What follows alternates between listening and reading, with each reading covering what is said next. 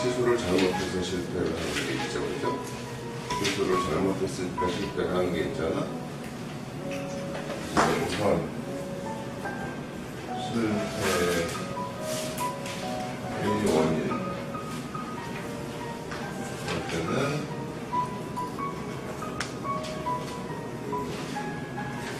잘못된 시술을 했다. 지금 우리 인선생이나 공부는 이게 잘못된 시술이 되지 않기 위해서 하는 과정을 익히는 거야. 시간이 걸리는데 이거 역시 본인이 노력하지 않으면 안 돼. 본인이 나의 발전, 자기의 발전을 위해서 노력을 해야지.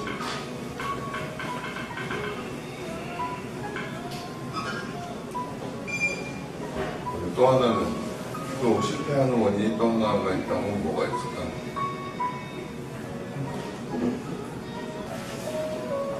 잘못된 시술 말고 또 실패할 수 있는 원인이 뭐가 있을까요? 장준경 실장님. 네, 관리 소홀. 맞았어요. 맞았어요.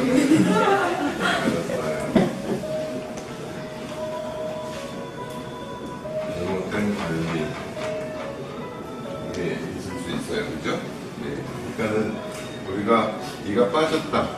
네가 빠졌어. 다른 사람 얘는 멀쩡한데 그 사람 어떤 환자분의 얘는 빠졌다 그러면 뭔가 관리가 물론 약할 수 있어요. 체질적으로 약할 수 있지만 잘못된 관리가 에어컨 조금 잠깐 끄든지 해야 되겠다. 이제 날씨가 관리가 잘못된 거예요. 우리는 뭐 어쨌든 잘못된 시술에 대해서는 의사가 다시 제대로 시술을 정확하게 해줘야 되는 게 있고, 그죠? 그 다음에 관리가 안 되는 부분은 환자가 관리하는 습관을 바꾸지 않으면 또 망가질 수밖에 없어요. 풍치라는 게, 우리가 치주염이라는 게, 어떻게 보면 환자가 얘를 좀 너무 잘못 닦았다기보다는 대부분의 경우에 그런 경우도 있어요. 어금니 쪽에 칫솔이 잘 안 간다든지 그런 경우도 있지만 대부분의 경우에 나는 체질이 약한데 그 체질이 약한 거, 치아가 약한데 잇몸이 약한데 잇몸이 약하니까 보통 사람과 달리 관리를 열심히 해야지 오래 가는데 그게 관리가 제대로 안 되면 또 망가질 거예요. 그러니까 시술을 잘 했다 하더라도 관리가 안 되면 또 망가질 거예요. 그죠? 이걸 분명히 환자분한테 알려줘야 되는 거예요. 그렇잖아요? 예. 그러니까는 뼈가 부러져서 기부스를 하고 있어야 이게 뼈가 붙는다고 했는데 기부스 제대로 안 하고 있으면 뼈가 안 붙을 거 아니에요. 평생 가도 뼈가 안 붙을 거예요. 그런데 여기서도 이제 또 병원에서 해야 될 일은 이 환자분이 제대로 이를 닦고 있는가 하는 거에 대해서 모니터링을 해줘야 된다고. 관리를 제대로 하고 있는가.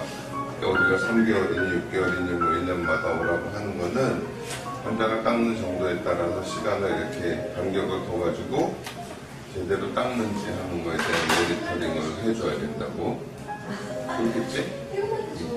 이거 그냥 당신이 잘못 닦았어요. 끝낼 게 아니라 이것까지 해주기 위해서 정기적인 비꼴책을 하고 자꾸 얘기를 해주고 그렇게 해줘야 되겠다.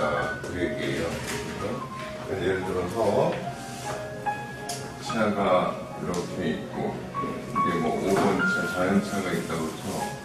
여기 6번 이렇게 해가지고 여기다 6번에다가 이상한 소리 이렇게 심어야 돼.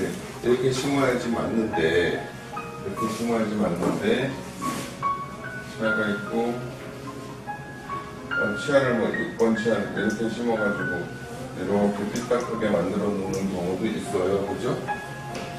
그러면은 이 보철물에 대해서 이렇게 자꾸 여기서 힘을 가하면은 이게 자꾸 쓰러지는 힘이 가해지고 나서가 풀리거나 뭐 이런 잘못된 시술을 하면 안 되겠죠. 잘못된 시술이라는 거는 이게 우리가 파노라마 엑스레이로 볼 때 이런 각도도 있을 수 있지만 이렇게 단층 촬영해서 보면 여기 대합치가 있고 여기 이렇게 들어가줘야 되는데 이렇게 들어가줘야 되는데 뭐 너무 이쪽에다 넣었다든지 이쪽에다 넣었다든지 해도 또 마찬가지예요.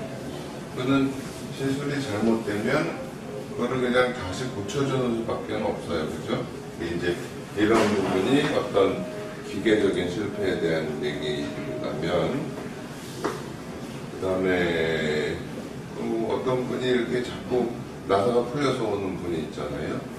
이제 나사가 잘못될 수도 있고 어떤 부속의 연결이 잘못됐을 수도 있고 그래요. 우선은 나사를 조여서 확인을 하고 교합을 조절을 하고, 그래도 안 되면 다시 만들어줘야 되는데, 제일 나쁜 거는 뭐냐면 임플란트가 불량품이다 그러면 그 임플란트를 바꿔야 되는데 그건 환자한테 굉장히 큰일이 되잖아요. 근데 그거는 어떻게 보면 병원의 잘못은 아니에요. 여기 식약청에서 허가를 받고 거기서 이렇게 나온 거기 때문에, 이건 이제 기계적으로 이렇게 볼 수가 있다는 것. 또 하나는 이제 생물학적인 실패에 대한 얘기는 치아가 있고 주변에 이제 치조골이라는 뼈가 있고 잇몸이 둘러싸여 있고, 그런데 잘 닦이질 않아서 뼈가 이렇게 이제 내려가서 망가지는 분들한테 이를 빼고 뼈를 다시 쌓고 임플란트를 하는데, 뼈라는 거는 이렇게 만약에 이렇게 망가진 경우에 뼈를 싼다 하더라도요, 뼈는 항상 건드려지지 않아야 굳어지는 거예요. 뼈가 이렇게 여기서 이렇게 뼈 세포에 의해서 뼈들이 조금씩 어떤 거든지, 우리가 뭐 살도 마찬가지예요. 사실은 뭐 화상을 입어서 피부 이식을 했다. 그러면 이게 흔들리지 않아야 이렇게 제대로 치유가 되는 거거든. 근데 여기 음식이 자꾸 눌리고 어쩌고 하면 요즘에 그 조금 뭐가 잘못, 환상 같은 생각을 할 수가 있어요. 그냥 내가 병원에 가서 시술을 받으면 나는 아무런 주의를 안 해도 그냥 이게 저절로 나아야 된다라고 생각할 수 있는데, 그렇지 않아요. 그렇지 않아요. 낫고 나면 뭐 어떤 분은 이렇게 뭐라 그럴까, 재활치료라는 걸 열심히 본인이 해야 되는 경우도 있고, 그렇지. 그건 저절로 다 되는 게 아니고 내가 해야 될, 환자가 해야 될 몫이라는 게 꼭 있고, 그걸 알려주고 그게 되도록 계속 체크를 해주고 그렇게 해야 된다는 거예요. 이런 경우도 마찬가지예요. 이렇게 설사 이렇게 뼈가 망가지면 우리가 여기다가 뼈를 쌓아놓으면 비교적 뼈가 잘 되지만, 이런 데 눌리는 데는 절대로 뼈가 될 수가 없어요. 그러니 뭐 이렇게 똑같은 양이라고 할지라도, 이거나 양이 똑같다 할지라도 이 세포들이 작용해야 되는 거리도 멀고 여기서 건드려지는 양도 많고 하면 이게 제대로 뭐 거의 뭐 한 이 정도 그대로 나머지 다 망가지고 그럴 건데, 이거를 환자가 주의를 해주지 않으면 몇 번을 해도 계속 망가질 수밖에 없다. 그렇게 해서, 그러니 뭐 보통은 이제 어렵다 안 된다 해가지고 이렇게 뼈를 쌓는 경우는 더 말할 것도 없을 거예요. 그지? 최대한 우리가 틀니를 이렇게 얹혀놓고 틀니도 가급적 움직이지 않게 경우에 따라서 이렇게 임시 임플란트라는 거를 꽂아가지고 틀니가 흔들리지 않게 해주는 경우도 있잖아요. 틀니를 덮어놓는다는 거는 이 뼈 쌓아놓은 게 흔들리지 않고 그대로 있어주라고 하는 건데, 식사를 하다거나 뭐 하다가 이게 자꾸 건드려지고 하면 이게 뼈가 이대로 굳을 수가 없으니까, 경우에 따라서는 뭐 이렇게 돼가지고 여기다가 임시 임플란트 같은 걸 넣어서 틀니가 조금이라도 덜 움직이게.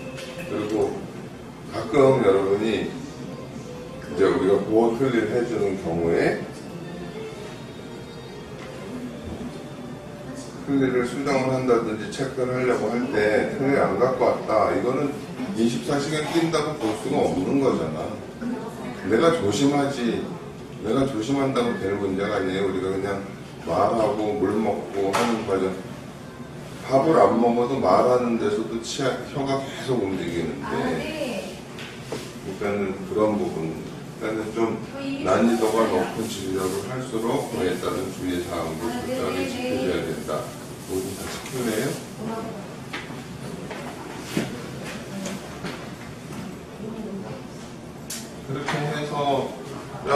만들었는데 뼈를 뭐 힘들게 뼈를 만들어서 여기다가 임플란트를 심고 여기다 이를 만들었다 그랬는데 지금은 여기 없어요라는 식으로 하면은 그거는 점점 가라앉는 것밖에 안 돼요. 내가 책임을 지려는 자세로 가야 되는 거지.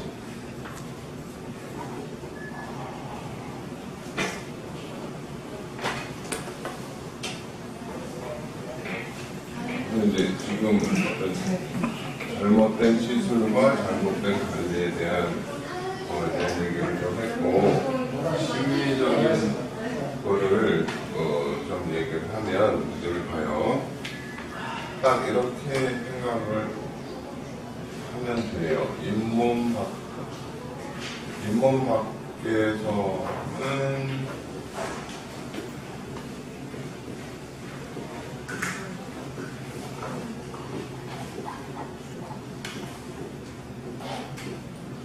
자연스레 똑같이 보이게 만들겠다 그런 생각으로 하는 거야. 알겠어? 지금 이게 예를 들면 치아가 쾌나인 같은 치아는요 좀 안으로 이렇게 많이 이렇게 콩고니를 보면요 콩고니는 다 좀 안으로 이렇게 들어와 있어요. 이렇게 이게 아마 물어뜯기 좋게 하려고 그렇게 됐는지 모르겠지만, 그런데 지금 주공실에서 자꾸 그런 문제가 나와서 얘기하니까 보통 임플란트를 조금 이렇게 안쪽에 심어줘야 된다고 그랬잖아요. 그리고 여기다가 뼈를 이렇게 잘 녹지 않는 뼈를 만들어 놔야 이가 빠지고 나서 이 얇은 뼈가 없어져서 잇몸이 내려가는 거를 이 뼈가 막아줄 수 있다 이렇게 얘기를 했잖아. 그러면 우리가 잇몸 밖에 나와서는 이런 형태가 돼야 되는 거고, 이럴 때는 자 여기 봐봐, 임플란트를 심는 깊이에 대한 얘기를 하는데, 자 임플란트를 이렇게 만약에 심었다고 쳐봐, 이렇게 만약에 심었다고 쳐봐. 그러면 이를 만들 때 이렇게 만들어야 되잖아, 그지? 그러면 여기에 뭐 찌꺼기가 쌓인다든지 그런 문제가 또 있을 수 있잖아요, 잇몸을. 근데 만약에 임플란트를 이 정도 깊이로 심는다면 이렇게 만들어지겠지, 그지? 이렇게 만들어지니까 이런 거를 이머전스 프로파일이라고 얘기를 한다고 그랬어. 그러니까는 잇몸이 여기 있으면 여기서부터는 자연스러운 치아의 형태가 돼야 되니까 여기서부터는 이렇게 만들어줘야 된다고요. 알겠어요? 근데 그러려면 임플란트가 너무 깊으면 또 어떻게 될까? 그러면 여기로 찌꺼기가 쌓이는 게 깎이지 않는 구조가 될 거 아니야. 일단은 보통 이 치아선보다 한 2, 3mm 위에다 심으라고 그렇게 얘기를 해요. 이런 거를 만들 거를 고려를 해서 잇몸 바깥으로 나오면 무조건 자연 치아랑 똑같이 한다. 최대한이지, 물론 뭐 불가능할 수도 있지만 그렇게 생각을 해야 되는데, 심리학적인 실패를 생각을 하려면 도대체 심리라는 뼈는 하나를 얘기하면 잇몸 밖에서 나와서는 자연치와 똑같이 만든다라는 생각을 하면, 여기 봐요. 심리 어떻게 해야 모양이 예쁜 건가 하는 걸 알아야 뭐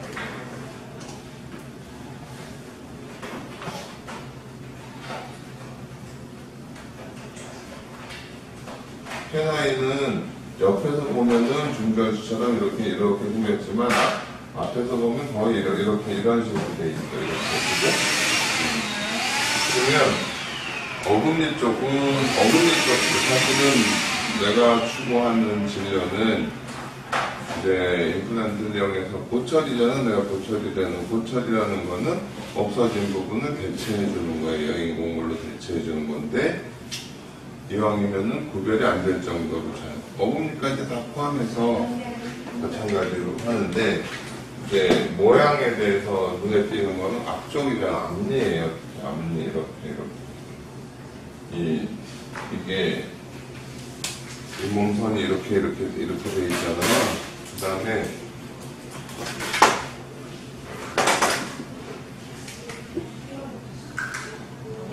전체적으로, 그 다음에 스마일 라인이라는 게 약간 이런 식으로 형성이 돼야 되는 거고, 그 전에 제일 중요한 게 뭐라고 그랬어요? 여기 중심선이 맞아야 되고, 그지? 그 다음에 이 두 눈동자선하고, 중심선하고 두 눈동자선하고 그 옆면하고 맞추고, 기준선에 대해서 잘 맞춰야 된다. 그래서 이제 중심선, 미들라인 있죠? 그 다음에 동공간선, 그 다음에 뭐 대학평면 캠퍼스 라인이라고 그냥 쓰죠. 이 세 가지를 구별을 하고, 그렇잖아? 이런 어떤 큰 기준선에 맞춰서 만들고, 그 다음에 요거 하나하나의 배치라든지 요 치아와 요 치아의 뭐 크기 비율이라든지 뭐 높이는 어떻게 돼야 되고, 뭐 측절치는 약간 중절치보다는 살짝 올라가 있는 거고, 책을 자꾸 보고 적용하고. 그 다음에 이거는 어려운 게 뭐냐면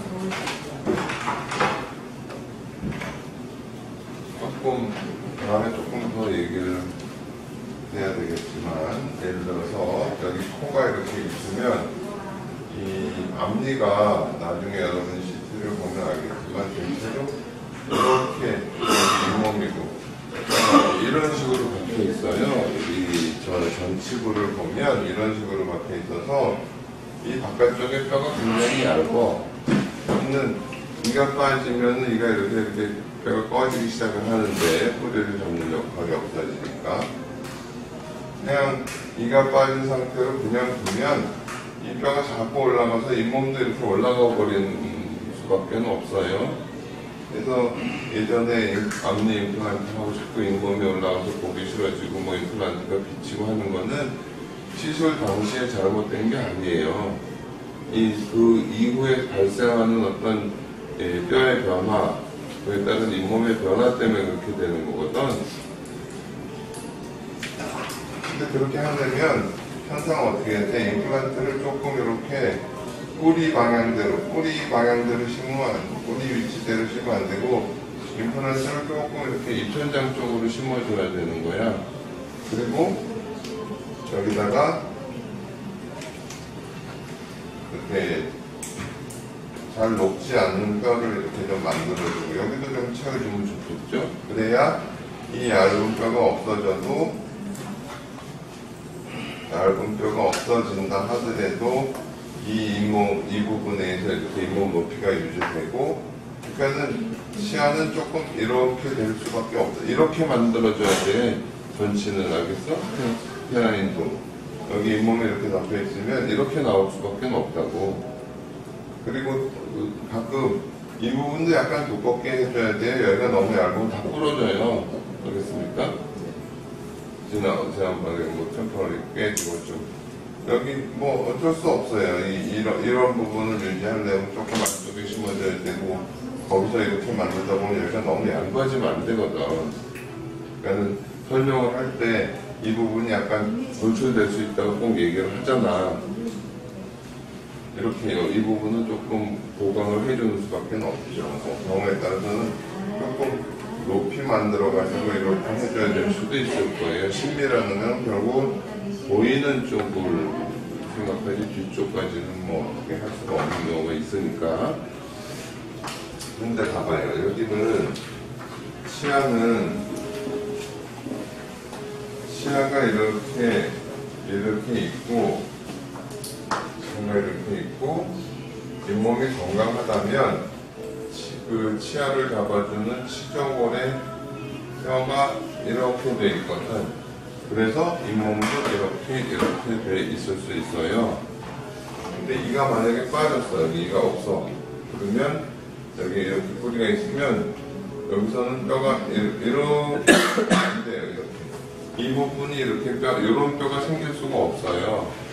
이런 뼈가 생길 수가 없어. 그러니까는 어쩔 수 없이 이건 한계가 있으니까 이 치아를 살짝 이렇게 통통하게 해서 조금 덜 보이게 하기도 하고, 그 다음에 이 바깥쪽의 뼈, 이게 살아 있어야 되기 때문에 뼈를 다시 만들어줘야 되고, 뼈도 만들고, 어떤 잇몸의 형태도 잇몸의 형태도 자연스럽게 해주고, 그 다음에 치아 형태도 그러니까는 이건 굉장히 어려운 거야. 앞니 임플란트는 뼈도 잘 다룰 수 있어야 되고, 우리가 잇몸도 자연스러운 형태의 잇몸이 갖도록 해줘야 되고, 그 다음에 어떤 치아도 우리가 예전에 임플란트가 나오기 전에 기공사, 지금도 마찬가지지만 기공사들이 기억하는 게 세라믹을 얼마나 이쁘게 만드냐고 그거 갖고 맨날 세미나 쫓아다니고 하잖아, 그치? 그 전에 형태에 대한 걸 우선 알아야 되는 거고, 그 다음에 세라믹이 자연치하고 구별 안 되게 구워질 수 있을 정도.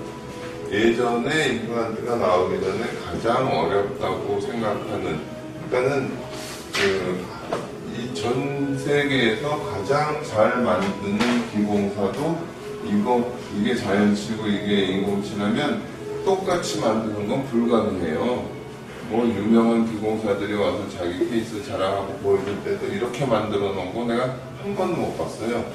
전부 다 두 개를 같이 씌우든지 이런 식으로 만들어 매칭이 돼야 되니까.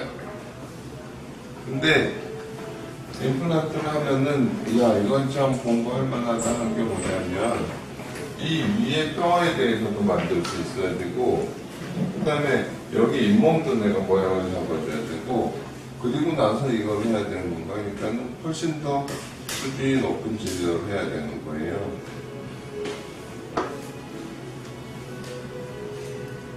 그러니까 할만한 거지. 평생 할만한 거가 되는 거지.